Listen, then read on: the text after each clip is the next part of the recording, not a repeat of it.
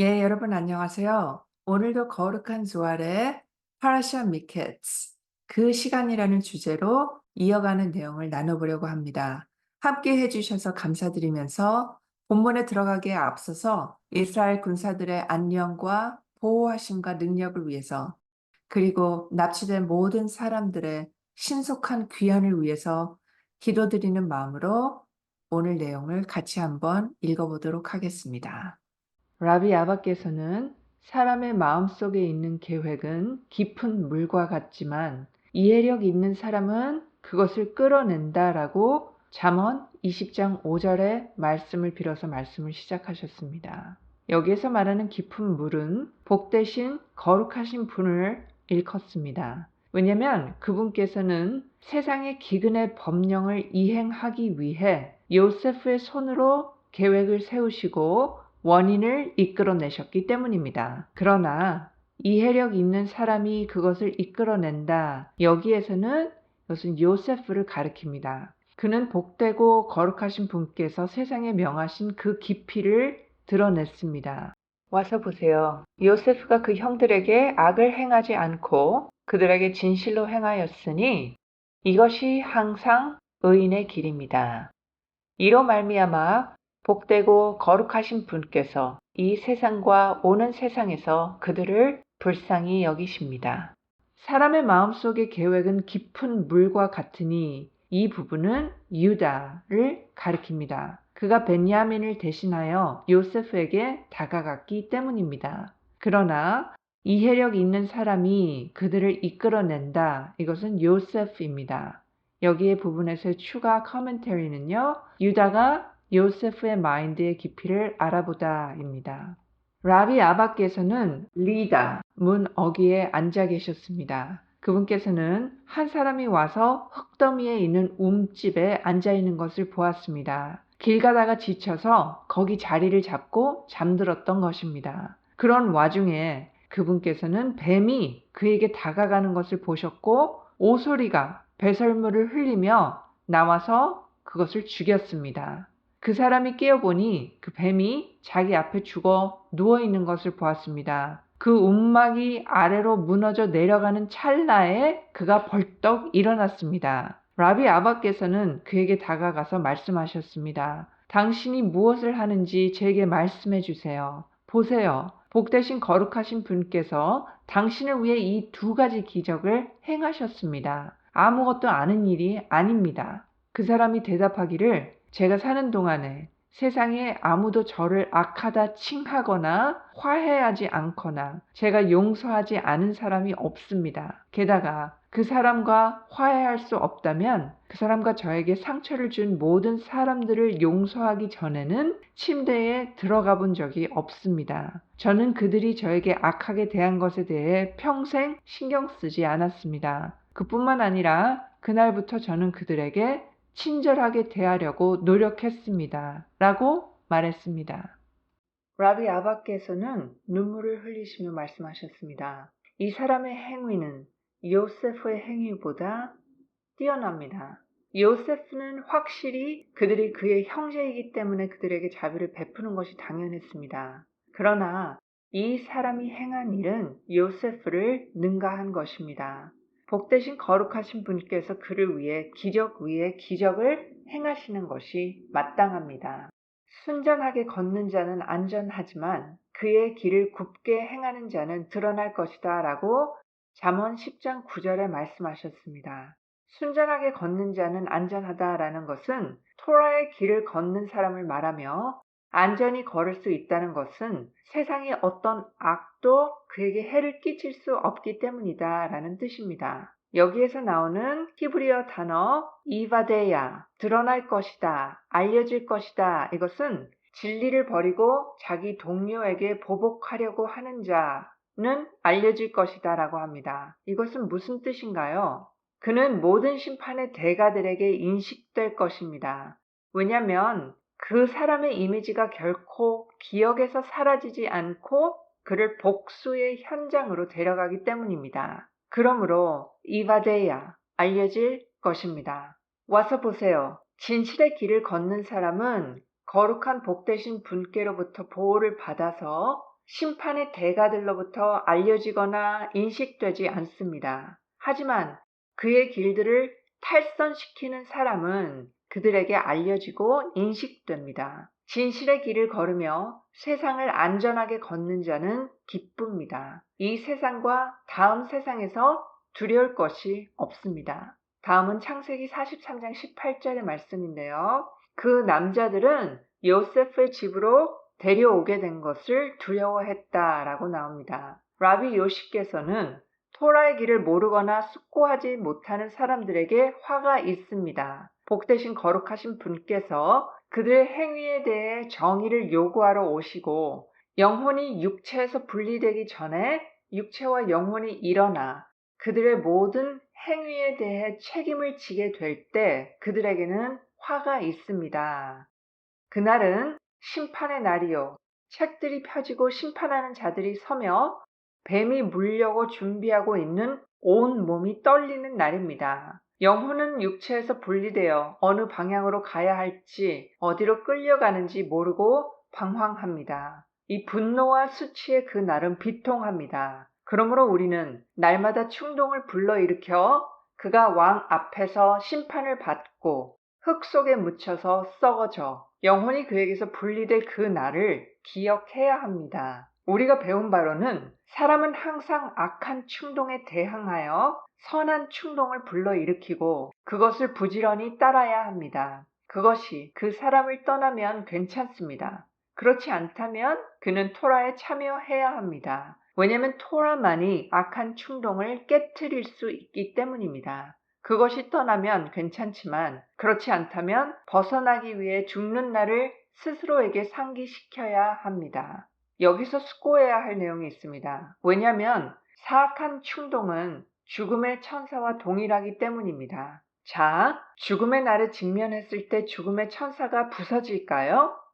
그는 인간을 살해하는 자이므로 암시적으로 이것이 그를 기쁘게 할 것입니다. 그렇기 때문에 그는 끊임없이 사람들을 잘못된 길로 이끌고 그들을 유혹합니다. 그러나 사람이 죽는 날을 기억해야 한다고 말한 것은 확실히 그렇습니다. 왜냐하면 죽음의 날이 사람의 마음을 아프게 하기 때문입니다. 보세요. 악한 충동은 오직 탐욕과 오만함이 만연한 곳에만 깃들어 있습니다. 상한 영이 승리하면 그 영은 떠나가서 더 이상 그와 함께 거하지 않습니다. 그러므로 사람은 죽음의 날을 기억해야 합니다. 그러면 몸이 부서지고 그 악한 충동은 사라집니다. 와서 보세요. 그 선한 충동은 기쁨을 추구하고 그 악한 충동 또한 기쁨을 추구합니다. 그 선한 충동은 토라의 기쁨을 찾고 악한 충동은 와인, 음행, 오만의 기쁨을 찾습니다. 그러므로 사람은 중대한 날인 그 심판의 날 때문에 끊임없이 떨어야 합니다. 그 시간의 보호를 받기 위해 이 세상에서 행하는 가치 있는 행위 외에는 다른 무언가가 없습니다. 와서 보세요. 그들이 요셉의 집으로 끌려가는 것을 두려워했습니다. 그 사람들은 다 강하고 힘센 분들이었으나 한 청년이 그들을 요셉의 집에 데려오매 그들이 두려워했다고 하는데 하물며 복되신 거룩하신 분께서 인간에 대한 정의를 요구하신다면 얼마나 더 그러하겠습니까? 그러므로 우리가 확립한 것처럼 다음 세상에서 요새화 되기 위해서는 이 세상에서 경계해야 합니다. 와서 보세요. 사람은 복되신 거룩하신 분 안에서 자신을 강하게 하고 그 안에 자기 요새를 두어야 합니다. 비록 그가 죄를 지었다 할지라도 완전히 회개하고 돌이키면 그는 마치 죄를 짓지 않은 것처럼 복되신 거룩하신 분에 의해 힘을 얻고 강화될 것입니다. 보세요. 그 지파들은 요세프를 납치하여 죄를 지었기 때문에 두려워하였습니다. 그들이 죄를 짓지 않았다면 전혀 두려워하지 않았을 것입니다.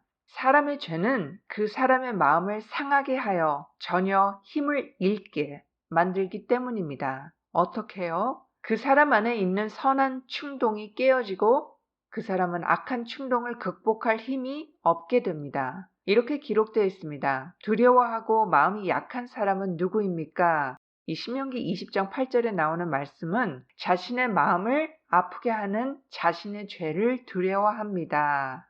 이 말씀을 얼핏 보면 이 용사 한 명이 의로운 이유들로 집으로 돌아가는 것처럼 보이지만 이 라시의 주석에 따르면 그렇지 않다는 것을 볼 수 있습니다. 이 두려운 마음과 연약한 마음을 가진 사람에 대해서 라비 아키바께서는 이렇게 말씀하셨습니다. 이 말들을 글자 그대로 받아들이라.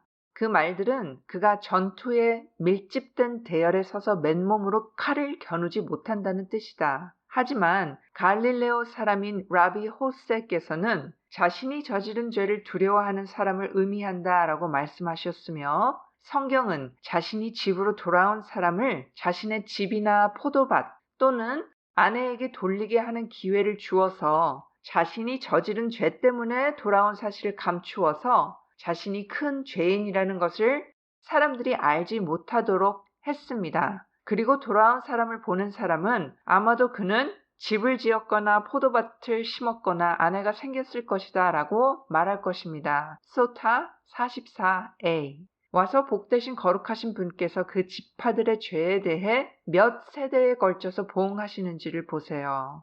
이 복되신 거룩하신 분 앞에서는 아무것도 사라지지 않습니다. 그것은 대대로 갚아지는 것이며 그것이 집행되고 심판이 그 자리를 차지할 때까지 심판은 계속해서 그분 앞에 머물러 있습니다. 이것을 우리가 어떻게 알죠? 히스기야로부터입니다. 그는 드러내서는 안 될 복되신 거룩하신 분의 비밀을 다른 민족들에게 알리는 죄를 지었습니다. 하셴께서 이사야후를 그에게 보내셔서 보세요. 날이 이르리니 당신의 궁궐에 있는 것이 다 빼앗겨질 것입니다. 라고 이사야후 39:6에 쓰여 있습니다. 감추어두었던 그 죄를 드러냄으로써 얼마나 많은 피해를 입혔는지 와서 보세요. 그것이 노출되자마자 다른 바람직하지 못한 영역이 그것을 지배할 수 있는 기회가 제공되었습니다. 그러므로 축복은 정해진 대로 은밀한 곳에만 머무릅니다. 어떤 것이 감춰져 있고 축복이 맴돌고 있을 수 있지만 일단 그것이 드러나면 다른 영역이 그것을 지배할 수 있는 기회가 제공됩니다. 기록된 바로는 그녀를 존경하던 자들이 그녀의 벗은 몸을 보았으므로 그녀를 업신여겼다라고 에이카 1장 8절에 나옵니다. 여기서 말하는 그녀는 예루살렘을 가리킵니다. 이것은 성립이 되었습니다. 여기에 대한 커멘터리는요. 바빌로니안 탈무드 54b의 1인데요.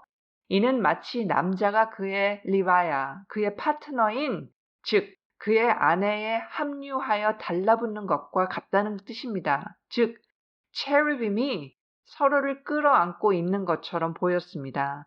레이시 라키시께서는 다음과 같이 말씀하셨습니다. 이방인들이 두 번째 성전을 파괴하고 성소에 들어갔을 때 이 체르브들이 서로 달라붙어 있는 그림을 보고는 그것을 벽에서 떼어 시장으로 가지고 나가서 이르되 축복은 축복이고 저주는 저주인 이 유대인들이 하심을 경외함으로 말미암아 이런 형상을 만들며 그런 일에 몰두하나 그들은 즉시 그들을 멸시하고 멸망시켰습니다. 그를 존경하던 자들이 다 그의 벗은 몸을 보고 그를 멸시하였다.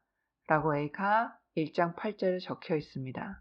그러나 그를 존경하는 모든 자들, 곧 바벨론 왕국으로부터 거기에서 예루살렘으로 예물을 보냈습니다. 기록된 바로는 그때의 발라단의 아들 바벨론 왕 멜로닥 발라단이 히스키야에게 편지와 선물을 보냈습니다. 그리고 그 안에는 무엇이 적혀 있었습니까? 유다 왕 히스키야에게 평강이 있기를 위대하신 하셴께 평강을 예루살렘에게도 평안이 있기를 바랍니다. 그 편지가 그의 손에서 떨어지자마자 그는 생각하여 이렇게 말하였습니다. 내가 그 주인에게 인사하기 전에 종에게 먼저 인사하는 것은 부당한 일이다. 그래서 그는 보좌에서 일어나 세 걸음을 걷고 그 편지들을 되찾아 와서는 썼던 자리에 다음과 같이 고쳤었습니다. 위대하신 하심께 평화를, 예루살렘에게도 평화를, 히스키야에게도 평화를. 이것이 그녀를 존경한 모든 사람들입니다. 그 후에 그녀를 업신여겼습니다. 그들은 왜 그녀를 경멸했을까요? 히스기야가 그들에게 보여준 그녀의 벌거벗은 모습을 그들이 보았기 때문입니다. 그렇지 않았다면 그들은 그녀를 경멸하지 않았을 것입니다. 그러나 히스기야는 매우 도덕적이었기 때문에 그 행사, 이 성전의 붕괴는 연기되었고 내가 살아있을 때의 평화와 안전이 있을 것이다 라고 기록된 바와 같이 그의 일생에 일어나지 않았습니다. 그 후에 그 죄는 그의 자손들에게 다시 지어졌습니다. 마찬가지로 지파들의 죄는 나중까지 지연되었는데 그 이유는 위의 판결로는 응보가 무르익을 때까지 그들을 이길 수 없었기 때문입니다. 그래서 누구든지 죄를 지으면 그 말대로 계속 두려워합니다. 당신들은 밤낮으로 겁을 먹을 것입니다. 라고 신명기 28장 66절에 나옵니다.